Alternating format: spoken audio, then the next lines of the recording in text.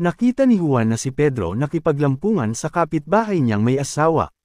Juan, delikado yang ginawa mo pre, may asawa ka at may asawa din yan. Pedro, pare Juan, nobody's perfect sa mundong ito, huwag ka na lang maingay. Kinabukasan galit na galit si Pedro na wala ang isa sa mga panabong niya.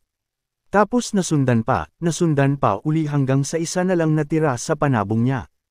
Kinagabihan inihanda ni Pedro shotgun niya para abangan ang magnanakaw dahil tiyak babalikan ang natira niyang panabong. Hating gabi na antok na si Pedro, wala pa yung magnanakaw, nagkape muna ito. 1 AM na ng madaling araw. May narinig siyang sadsad ng tsinelas na paparating. Ikinasa ni Pedro ang shotgun niya, pinuntirya na niya ang kawatan, na agad kinuha panabong niya, subalit nagulat siya nang makilala ang kawatan si paring Juan. Pedro, paring Juan, taas ang kamay.